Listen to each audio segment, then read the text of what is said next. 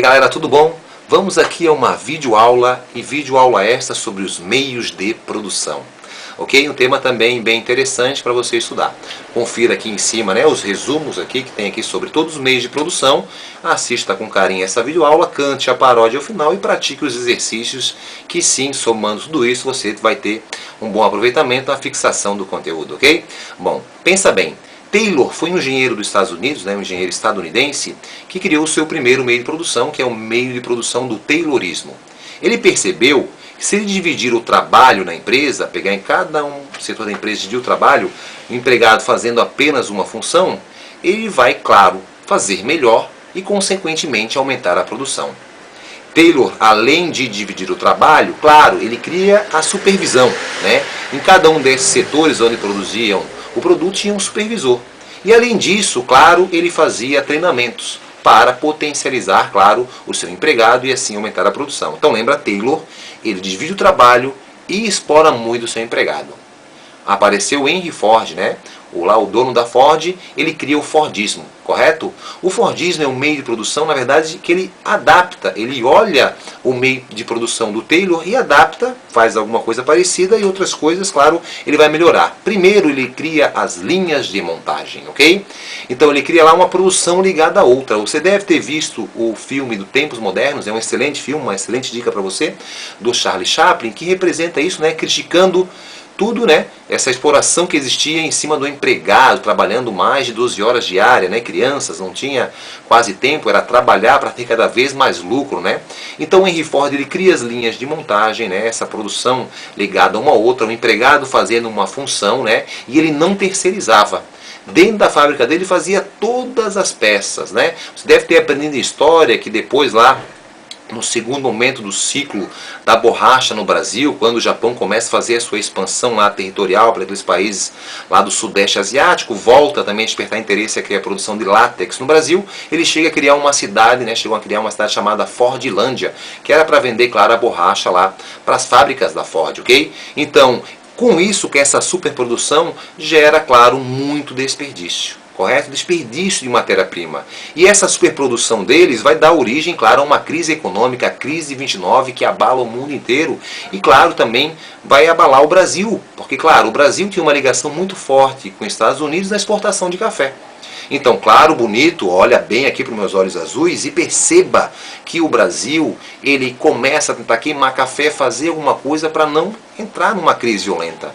Não foi suficiente isso, e o Brasil, na verdade, isso ajuda o Brasil de um certo modo, porque é a partir daí que o Brasil começa a se industrializar. Né? A partir de 30 que Vargas começa a impulsionar o mercado brasileiro, e é por isso que a região sudeste passa a ser a região mais industrializada, porque ali ficava a produção de café, ok? Tá entendendo, bonito? Bom, galera, aí faltou o toyotismo, correto? O Japão, né, cria o toyotismo, claro. Sabe que o Japão, ele tem a sua formação vulcânica, a maior parte, né?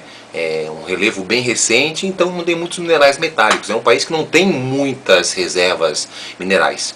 Então não tem como o Japão trabalhar nesse meio de produção do Fordismo.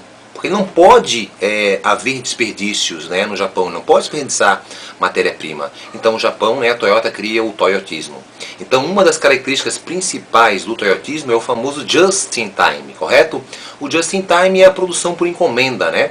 Então não tem esse desperdício de produção. É o tempo certo, mais ou menos o consumo ele vai produzir.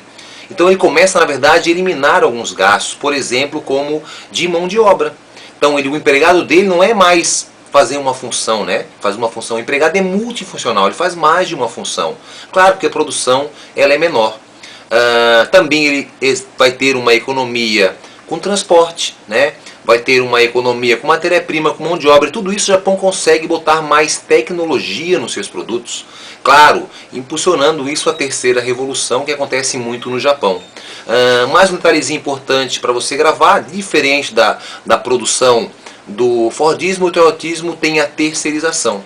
Então ele pega a parte da sua produção e deixa outras empresas produzirem, então ele terceiriza a parte da sua produção, também gerando uma economia, ok? Vamos então à paródia, ok? Meios de produção, aquela música que sempre vai tocar na tua formatura, né? Aquele momento lá, 3 horas da manhã, A mulherada já está com o sapato descalço, né? Sapato apertando alto. Os homens estão sem camisa, com a gravata na cabeça, pulando, feito um louco abraçado. A tua tia que praticamente se convidou para ir na formatura, tá te enchendo o saco para você roubar o arranjo da mesa do lado. Aí toca essa música. Foi numa festa cheia de Cuba Livre, ok? Vamos à paródia dos meios de produção então, para ver como é que fica.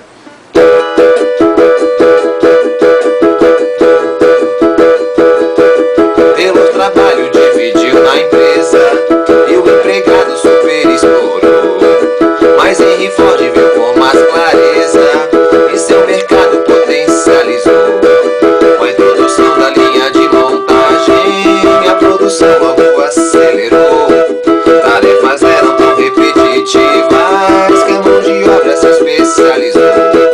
Muita matéria-prima desperdiçou os toques que fez. Sobrou na prateleira, abandonou então rigidez.